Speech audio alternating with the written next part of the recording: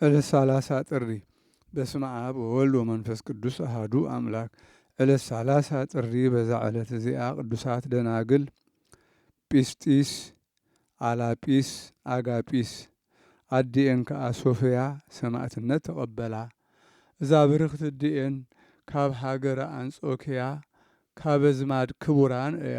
ነዘን ሰለስተ አዋልድ ወለደተን። በዚ ስም እዚ ከዓ ሰመየተን። ትርጉሙ ሃይማኖት፣ ፍቅሪ፣ ተስፋ ማለት እዩ። ትርጉም ስማ ከዓ ጥበበኛ ማለት እዩ። ቁሩብ ዕብይ ምስ በላ ናብ ሃገር ሮማ ወሲዳ ጽቡቕ አምልኾ ፍርሃት እግዚአብሔርን ትምህርቲ ቤተ ክርስቲያንን መሃረተን። ናይ ሮማ ንጉስ አርዴያኖስ ከሓዲ ዜነአን ምስ ሰምዐ ብፀጉሪ ርእሰን ጎቲቶም ናብኡ ከምፅእወን አዘዘ። ከምቲ ንጉስ ዝኣዘዞ ድማ ግበርወን። አዴአን ከዓ ተጸናንዐን፣ ትግስፀን፣ ትምህረን ነበረት። ኦ አዋልድ ደቀይ ልብኽን ብምርአይ ክብሪ እዚ ሓላፊ ዓለም ከይደክም ተጠንቀቓ። ካብቲ ዘለኣለማዊ ክብሪ ከይትርሕቃ። ንመርዓዊኽን ሰማያዊ ክርስቶስ ምስጋና ንዑ ይኹን። ንጹሃት ደናግል ኮንክን ክትርከባ ናብቲ ሓጎሱ ዘይውዳእ ሰማያዊ መርዓ ክትኣትዋ ደቀየ ተዓገሳ ትብለን ነበረት። ነታ ዝዓበየት ጲስጢስ ዕድማኣ 12 ዓመት፣ ንአላጲስ 10 ዓመት፣ አጋጲስ ከዓ 8 ዓመት ነበረ። ኣብቲ ኣደባባይ ንጉስ ምስ በጽሓ ቅድም ነታ ዝዓበየት ጲስጢስ ናብ ንጉስ ኣቕረብዋ። ንጉስ ከዓ ስምዒ፣ ኣነ ንሓደ ካብዞም ኣብ መንግስተይ ዘለዉ ዝዓበየ ሰብ ከመርዕወኪ ብዙሕ ሃብቲ እውን ክህበኪ እየ። ስለዚ ንኣጵሎን ስገድ በላ። ንሳ ከዓ ኻባይ ረሓቕ ልኡኽ ሰይጣን ኢላ ረገመቶ። ኣብ ልዕሊኡ እውን ጸረፈት። ንጉስ ከዓ በባትር ክሃርምዋ፣ ኣጥባታ ክቖርጽዋ፣ ሓዊ ኣጒዶም ናይ መዓር ሰፈፍ ተባራዕ ነገር ወሲኾም ኣብ ድስቲ ከፍልሕዎ። ካብ ኣሕዋታ ፈልዮም ኣብኡ ከእትውዋ ኣዘዘ። ንሳ ከዓ ኣብቲ ድስቲ ቆይማ ጸለየት። እቲ ፍልሓት ናይቲ ድስቲ ከዓ ሃድአ። ከም ናይ ኣጋ ጽባሕ ዝሑልማ ኣይኮነ። እቶም ኣብኡ ዝነበሩ ሰባት ከዓ ተደነቑ። ካብኦም ብዙሓት ብጎይታናት ክርስቶስ ኣመኑ። ምስጋና ንዑ ይኹን። ኣራእሶም ምስኣ ቆረጽዎም፣ ኣክሊል ሰማዕትነት ተቐበሉ። ኣዴኣ ድማ ነቲ ስጋኣ ወሲዳ ኣቐመጠቶ። ካብኡ ነታ ካልኣይቲ አላጲስ ዝስማ ኣቕረብዋ። ዓብዪ መቕጻዕቲ ቀጽዕዋ፣ ሃረምዋ። ኣብቲ ዝፈልሕ ዝነበረ ድስቲ እተውዋ። ንግዚኡ ድማ ከም ቁርን ኣስሓይታን ኮነ። ካብኡ ከውፅዋ እሞ ርእሳ ክስይፍዋ ኣዘዘ። ሰየፍዋ። ኣክሊል ሰማዕትነት ተቐበለት። ሶፍያ በታ ዝነኣሰት ጓላ ትፈርህ ነበረት። በቲ ጽቡቕ ምኽራ ከዓ ጸናንዓታ፣ ኣዓገሰታ። ንጉስ ከዓ ብመንኰርኰር ገይሮም ከሳቂይዋ ኣዘዘ። ከምኡ ድማ ገበሩ። ንሳ ከዓ ናብ ጎይታናት ክርስቶስ ከጽንዓን ትዕግስቲ ክህባና ኣውዕት። ጎይታ ከዓ መልኣኹ ለኣኸላ እሞ ነቲ መንኰርኰር ሰበሮ። ደጊሙ ከዓ ናብ እቶን ሓዊ ከእትውዋ ኣዘዘ። ብመሕወይ ትእምርተ መስቀል ገጽ ዓተበት። ብርእሳ ከዓ ናብቲ እቶን ሓዊ ተወርወረት። እቲ ሓዊ ከዓ ሽዑ ከም ቆራሪ ጠሊ ኾነ። ካብቶም ኣብኡ ዝነበሩ ከዓ ከም ዝረአዩ 100 ሰብኡት ጻዕዳ ክዳውንቲ ተኸዲኖም ከቢቦም ረአዩ። ብዝረአይዋ ከዓ ጸቢቖም ተደነቑ። ብዙሓት ከዓ ብጎይታናት ክርስቶስ ኣመኑ። ምስጋና ንዑ ይኹን። ካብኡ ንጉስ ኣባትር ሓጺን ኣብ ሓዊ ኸርስንዎ ኣዘዘ። ኣብ ጐድና ግበርዎ በሎም። ከምቲ ዝኣዘዞ ግበሩ። እግዚኣብሔር ከዓ የጽንዓን ይዓግሳን ነበረ። ካብቲ ሃልሃልቲ ሓዊ ዋላ ሓንቲ ኣይተንከፋን። ካብኡ ርእሳ ብሰይፊ ክቖርጹ ኣዘዘ። ተሰይፋ ድማ ምስ ኣሓታ ናይ መንግሥተ ሰማያት ኣክሊል ሰማዕትነት ተቐበለት። ኣዴአን ሶፍያ ከዓ ኣዋልድ ደቃ ወሲዳ ገኒዛ ኣብ ሓደ ቦታ መእተውቲ ሃገር ኣብጽሓተን። ኣብ ልዕሊአን እናበኸየት ድማ ነብሳ ምስአን ክወስዳ ናብ እግዚኣብሔር ክልምናላ ትልምነን ነበረት። እግዚኣብሔር ከዓ ልማኗኣ ተቐበለ። ነብሳ ወሰደ፣ ዓረፈት። ምእመናን መጺኦም ድማ ገኒዞም ምስ ደቃ ደመርዋ። ነዚ ሓደ ንጉስ ከዓ እግዚኣብሔር ከቢድ ሕማም ለኣኸሉ። ኣዒንቱ ፈሰሰ፣ ኣዕጽምቱ ክሳብ ዝርአ፣ ስጋኡ ተመላለጠ፣ ኣእዳዉ ብደምን ብመግልን ጨቀወ። ካብኡ ሓሰኻ ይወድቕ ነበረ። ኩለንትናኡ መሽሚሹ ብሕማቕ ሞት ሞተ። እግዚኣብሔር ምእንቲ እተን ደናግል ከምዚ ገይሩ መቕፃዕቱ ፈደዮ። ናይዘን ደናግል በረኸተን ምሳና ይኹን ንዘለዓለም ዓለም ኣሜን። በዛ ዕለት እዚኣ ቅዱስ ኣቦ ኣባ ሚናስ ናይ ሃገረ እስክንድርያ ሊቀ ጳጳሳት ዓረፈ። ንሱ ቁፅሩ ካብቶም 47 ኣበው ሊቃነ ጳጳሳት እዩ። ነዚ ኣቦ እዚ ኣብ ዘበነ ሽሞቱ ብዙሕ ሽግር በፅሖ፣ ተጋድሎኡ ብፅቡቕ ፈጸመ። ንእግዚኣብሔር ባህ ኣበሎ፣ መጓሲኡ እውን ብፅቡቕ ሓለወ። ኣብ ሽሞቱ 9 ዓመት ተቐመጠ እሞ ብሰላም ዓረፈ። በረኸቱ ምሳና ትኹን ንዘለዓለም ዓለም ኣሜን። ሰላም ለሚናስ ዘተሃርየ በድልው ሊቀ ጳጳሳት ይኩን እምህልቆ አበው እጉስ በምንዳቤ ወበመናስው ይትልወኒ ትንባሌሁ በውሰ ኩሉ ፍናው እምሃይለ ጋኔን ዘየአውድ በበዱ። ሰላም ንሚናስ ዝተሓርየ ብግቡእ ብድልው ሊቀ ጳጳሳት ክኸውን ካብ ቁፅሪ ኣበው ብሽግር ዕጉስ ከምኡውን ብፈተና ብመናስው ልማኖኡ ይስዓበኒ ኣብ ኩሉ መገዲ ኣብ ኩሉ ፍናው ካብ ሓያል ጋኔን ዝኮልል ኣብ ምድረ በዳ ምድረ በዱ። በዛ ዕለት እዚኣ ቅዱሳት ደናግል ኣስማተን ጤቀላ፣ ማርያ፣ ማርታ፣ ኣመታ፣ ኣበያ ዝተባህላ ሰማዕትነት ተቐበላ። ሓደ ፎላ ዝተባህለ ቀሺ ነዘን ደናግል መምህረን ነበረ። ሃብታም ከዓ እዩ፣ ንሱ ሃብታም እዩ ኢሎም ኣብ መኮንን ከሰስዎ። እቲ መኮንን ከዓ ገዝኡ ክፍተሽ ኣዘዘ።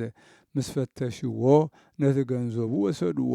እዚ ፎላ ካህን ድማ ናብቲ መኮንን ከይዱ ገንዘቡ ክመልሰሉ ለመኖ። ንሱ ግና ኣበዮ። እቲ መኮንን ደጊሙ ነተን ደናግል ናብኡ ከምፅእወን ኣዘዘ።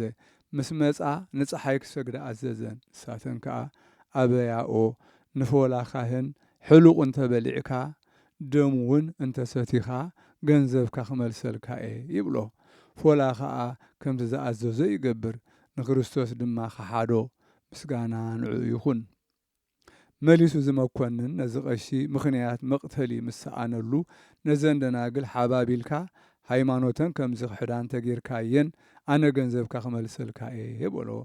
ቀሲስ ፎላ ከዓ ነዘን ደናግል ከምቲ መኮንን ዝኣዘዞ ጥዑም ቃላት ገይሩ ከታልለን ጀመረ። ንሳተን ግና ፀረፋኦ ኣንታ ውሉድ ሰይጣን ንፅድቂ ከዓ ኣንፃራ ዝኾንካ ምስጋና ንዑ ይኹን ንክርስቶስ ኣምላኽና ክንክሕዶ ከመይ ጌርካ ትፍትነና ንስኻስ መምህርናዶ ኣይኮንካን በላኦ። መኮንን ከዓ ቃለን ሰሚዑ ብኹርማት ክቐፅዕወን ኣዘዘ። ንሳተን ግና ነቲ መኮንን ምምልላስ ቃላት ኣየቋረፃን፣ ግርማኡ ኮነ መቕፃዕቱ ኣየፍርህንን። መሊሱ ዝመኮንን ንፎላ ካህን ነዘን ደናግል እንተቐተልካየን ኣነ ገንዘብካ ክመልሰልካ እየ በሎ። ፎላ ከዓ እዚ ምስ ሰምዐ ብልቡ ጨኪኑ ነዘን ኣዋልድ ደናግል ደቁ ክቐትለን ደለየ። ኣብ ልቡ ከም ይሁዳ ኣስቆሮታዊ ፍቅሪ ገንዘብ ስለ ዝሓደሮ። እዘን ደናግል ድማ ኣንተ ሓካይ ጓሳ ብፍቅሪ ገንዘብ ዝኣክልሲ ከመይ ጌርካ ኢኻ ኣባጊዕ ክርስቶስ ከተጥፍእ ተበገስካ? ብኢድካ ዶ ይኮናን ናይ ክርስቶስ ኣምላኽና ስጋኡን ደሙ ዝተቐበልና በላኦ። ከምዚ ኢለን እናተዛረባኦ ከም ናይ ውግእ ምሁር ኣርእሰን ብሰይፊ ቆረፀን። እቲ መኮንን ከዓ ንፎላ ካህን ዕብዳኑ ርእዩ ብሰይፊ ቀተሎ። በዚ ከዓ ገንዘቡ ኮነ ሃይማኖቱ ሰኣነ፣ ኩሉ ኣጥፍኦ። እዘን ቅዱሳት ደናግል ግና ናይ መንግስተ ሰማያት ኣክሊል ሰማዕትነት ተቐበላ። በረኸተን ምሳና ይኹን ንዘለዓለም ዓለም ኣሜን። ሰላም ለደናግል ማርያ ወማርታ ጤቀላ ኣበያ ወኣመታ እንዘ ኢይትአንተላ ህቀ ወኢይትአተታ በሰይፈ ቀሲስ መምህሮን እምድህረ ኣሃቲ ካልእታ ህየንተ ሃላፊ ነዋይ ህቡረ ዘሞታ። ሰላም ንደናግል ማርያ ማርታ ጤቀላ ኣበያ ኣመታ ድሕርሕር ከይበላ ፈጺመን ከይረሓቓ ከይተፈንተታ ብሰይፊ መምህረን ካህን እታ ሓንቲ ድሕሪ ካልኣይታ ኣብ ክንዲ ሓላፊ ገንዘብ ሓቢረን ዝሞታ። በዛ ዕለት እዚኣ ቅድስቲ ኦርኒ ሰማዕትነት ተቐበለት። ነዛ ቅድስቲ እዚኣ ኣቦኣ ናይ ሮማ ንጉስ እዩ። ስሙ መርቅያኖስ ይበሃል። መምለኺ ጣዖት እዩ። ኣዴኣ ግና ክርስቲያናዊት ነበረት። እዛ ቅድስቲ ምስ ተወልደት ዕብይ ምስ በለት ኣዳራሽ ሃነጹላ ብወርቅን ብብሩርን ምስ ዝተሰለመ 12 ደናግል ኣብኡ ኣእተውዋ። 97 ጣዖታት ሸላሊሞም ድማ ክሰግደሎም ቀረቡላ። ኣቦኣ ከዓ ኣብቲ ኣዳራሽ ኣእትዩ ነቲ ማዕጾ ዓፀዎ። ኣብኡ 7 ዓመትን 6 ወርሕን ገበረት። ሓደ መዓልቲ ኣዒንታ ናብ ምብራቕ ኣቢላ ተጠመተት። ኣብ ኣፋ ቆጽሊ ውሊዕ ዝሓዘት ርግቢት ረኣየት። ኣብቲ መኣዲ ከዓ ደርበየቶ። ካልኣይ ከዓ ናብ ምዕራብ ኣቢላ ተመልከተት እሞ ኳኽ ኣብ ኣፉ ድማ ተመን ዝሓዘ ንሱ ከዓ ናብ መኣዲ ደርበዮ። መሊሳ ከዓ ሽላ ረኣየት። ኣብ ኣፉ ከዓ ኣኽሊል ንሱውን ኣብቲ መኣዲ ደርቢዎ ወፀ።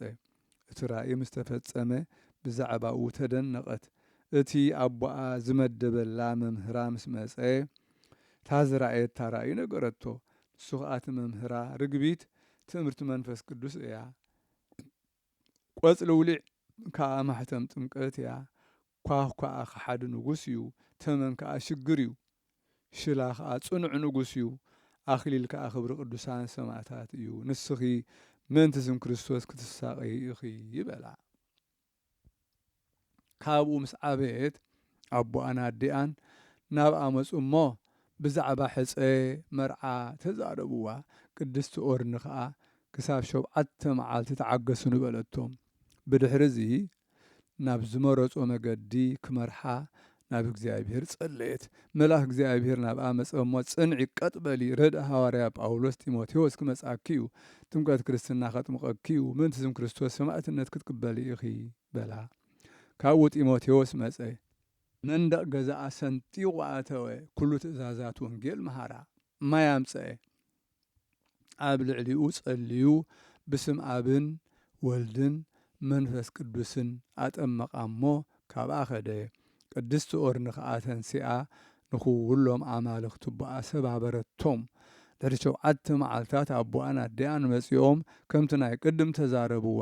ቅድስቲ ኦርኒ ከዓ ኣነስ ንሰማያዊ ንጉስ ኢየሱስ ክርስቶስ ተጸዊዐ ኣለኹ፣ ምስጋና ንዑ ይኹን፣ ብስሙ ከዓ ተጠሚቐ እየ በለቶም። ንጉስ ዘረባ ጓሉ ምስ ሰምዐ ሰንበደ፣ ተቖጥዐ ድማ ካብቲ ኣዳራሽ ጐቲቱ ኣውረዳ። ኣዴኣ ከዓ እንዳበኸየት ሓመድ ኣብ ርእሳ እንዳነስነሰት ትስዕባ ነበረት። ብሰንሰለት ዝተኣስሩ 4 ኣፍራስ ከምፁ ኣዘዘ። ንቅድስቲ ኦርኒ ድማ ብፀጉሪ ርእሳ ኣብ ጭራ ፍራስ ከኣስርዎ ኣዘዘ። ሓደ ፈረስ ሰንሰለት መእሰሪኡ በቲኹ ሃደመ። ነቲ ንጉስ ከዓ የማና ኢዱ ቆረጾ እሞ እቲ ንጉስ ከዓ ሽዑ ወዲቑ ሞተ። ቅድስቲ ኦርኒ ድማ ተንሲኣ ጸለየት እሞ ንጉስ ኣቦኣ ካብ ሞታ ተንስኣቶ። ኢዱ እውን ከም ናይ ቅድም ገበረትሉ። እቶም ህዝቢ ከዓ ርእዮም ብጎይታና ኢየሱስ ክርስቶስ ኣመኑ፣ ምስጋና ንዑ ይኹን። ኣስታት 3,000 ዝኾኑ ድማ ተጠምቁ። ዳኬዎስ ንጉስ ሰሚዑ ናብታ ሃገር ኣተወ። ንቅድስቲ ኦርኒ ሓዛ ብፀጉሪ ርእሳ ክሰቕልዎ ኣዘዘ። ደጊሙ ድማ ኣትማንን ዕንቅርቢትን ናብ ዝመልኦ ናብ ዓሚቕ ጉድጓድ ከእትውዋ ኣዘዘ። እቶም ኣብቲ ጉድጓድ ማይ ዝጸንሑ ኩሎም ብሓይሊ ጸሎታ ሞቱ። መሊሱ ብመጋዝ ክቆርጽዎ ኣዘዘ። እቲ መጋዝ ከዓ ተሰብረ። እቲ ሓደ ንጉስ እውን ሞተ። ወዲ ንጉስ ከዓ ሰሚዑ ነቲ ሃገር ከበባ ንቅድስቲ ኦርኒ ሓዛ ኣእዳወን ኣእጋራን ብበላሕቲ መሳምር ክስምርዋ ኣዘዘ። ኣብ ዝባና ከዓ ሑፃ ዝመልኦ ዓይበት ክገብሩላ ኣብ ድሕሪ 4 ኣፍራስ ኣሲሮም ክጐትዋ እሞ ስጋኣ ክቆራረጽ ኣዘዘ። በዝውን ከሸንፋ ይከኣለን። መልአክ እግዚአብሔር ከዓ ነዚ ከሓዲ ብኹናት እሳት ቀተሎ። ቅድስቲ ኦርኒ ሕሙማት እናሕወየት ሃይማኖት እናሰበኸት ሙታን እናኣተንሰአት ነበረት።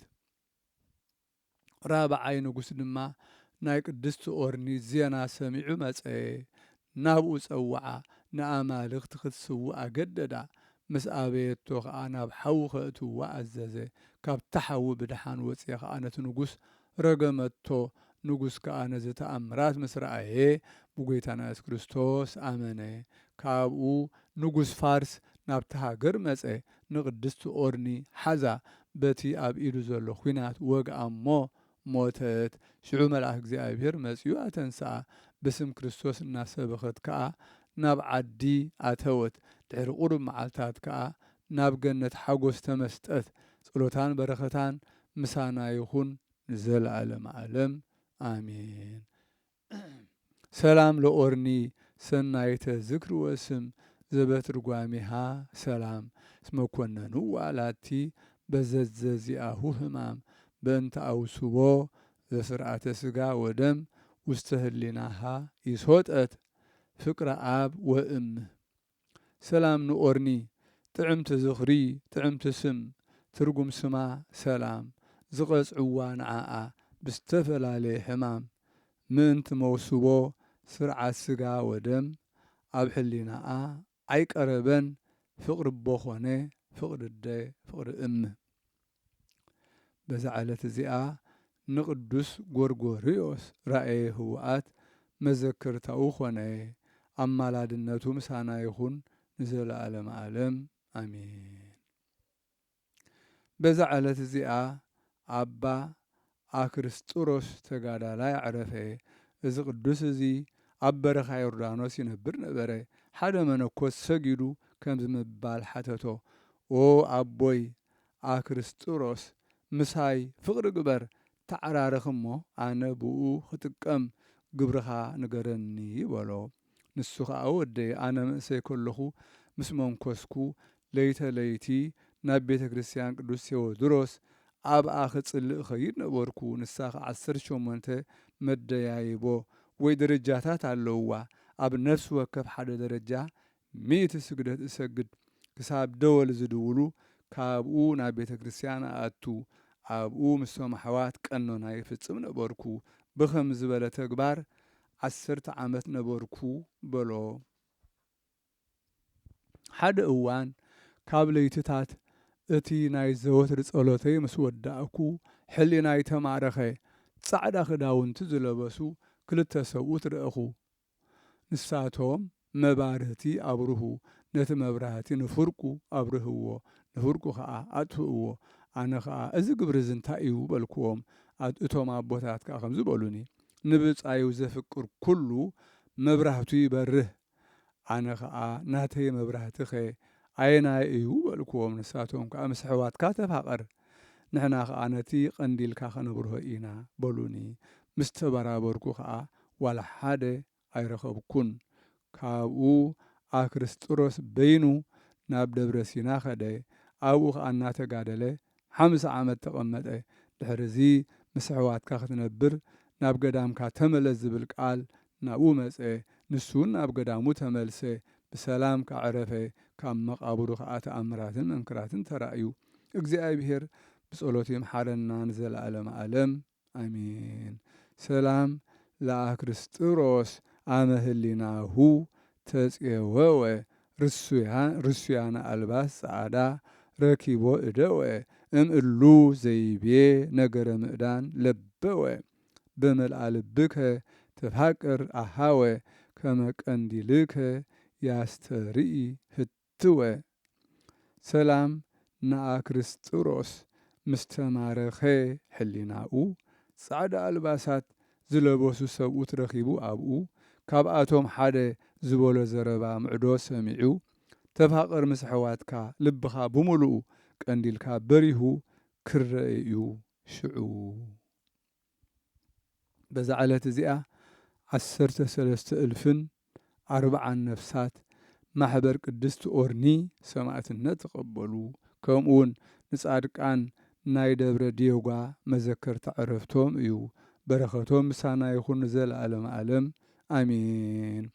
ሰላም እብል ለብዙሃን ኣእላፋት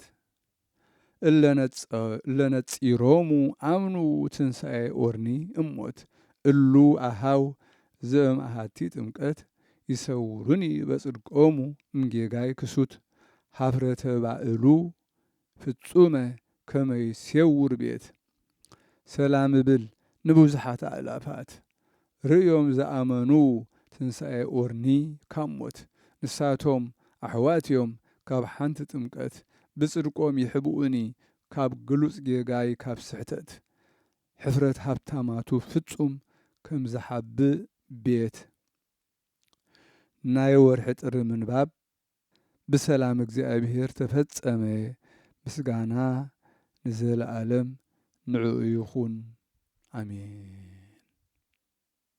ዘኣቅረብኩ ማህሌተ ኣዘኪርየ ኣእላፈ እምእለ ተጸምዱከ ዘልፈ ለለኣነብብ ተወከፍ ዘንዴትየ መጽሓፈ እንተረሰይከ እግዚኦ ጸሪቀ መበለት ውኩፈ እምእለ ኣቡኡ ብኡላን ዘተርፈ ዘቕረብክዎ ማህሌት ኣዘኻኺረ ኣእላፍ ካብቶም ኣዘውቲሮም ዘገልግሉኻ ኩሉ ግዜ ብዘይ ምዕራፍ እንዳኸንብብ ተቐበል ናይ ድኽነተይ መጽሓፍ ዝገበርካ ጐይታ ናይታ መበለት መባእ ውኩፍ ካብ ዘእተውዎ ሃብታማት ናይ ሃብቶም ተረፍ ነቢያት ቅዱሳን ወሐዋርያት ሰባክያን ሰማዕት ወጻድቃን ደናግል ዓዲ ወመነኮሳት ሄራን ባሩኮ ባሩኩ ጉባኤ ዛቲ መካን እስከ አረጋዊ ልሂቅ እምንኡስ ሕፃን ቅዱሳን ነቢያት ሐዋርያቱን ሰባኽያን ሰማዕታት ምጻድቃን ደናግል ከዓ መነኮሳቱን ሄራን ባርኾት ባርኹ ማሕበር እዛ ቅዱስ ቤተ ክርስቲያን ካብ ዝዓበየ ሽማግለ ክሳብ ዝነኣሰ ሕፃን ለዘጸሓፎ በክርታስ ወለዘአጽሓፎ እንዘይደርስ ለዘአንበቦ ወለዘተርጎሞ በልሳን ሐዲስ ወለዘሰምዐ ቃሎ በእዝነ መንፈስ በጸሎተ እሙ ማርያም አራቂተ ኩሉ እምባይስ ህውረ ይምሃረነ ኢየሱስ ክርስቶስ ንዝጸሓፎ ብመጽሓፍ ንዘጸሓፎውን ብምድራስ ንዘንበቦ ንዝተርጎሞ ብልሳን ሐዲስ ንቃሉን ዝሰምዐ በእዝነ መንፈስ ብጸሎት አድዩ ማርያም አራቂት ካብ ኩሉ ምባኣስ ኣሕቢሩ ይምሃረና ኢየሱስ ክርስቶስ ክሳብዚ ኢሎም ይምሃረነ ዝብሉ ኣቦታት ኣለው። ኣብ ገሊኡ ድማ ሰላም ለክሙ ኢሎም ዝቕጽሉ ኣለው።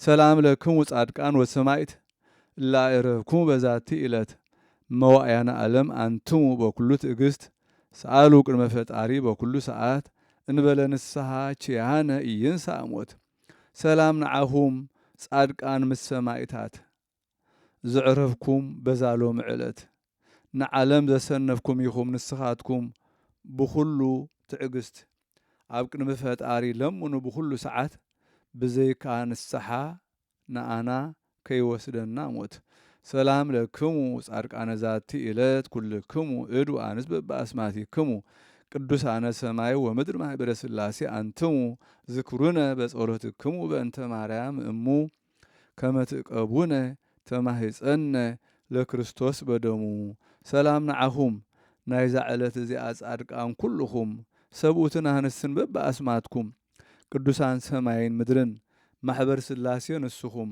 ምእንቲ ማርያም ኣዲኡ ዘክሩና ብጸሎትኩም ንኽትሕልውና ተማሕጺና ኣሎና ብናይ ክርስቶስ ደም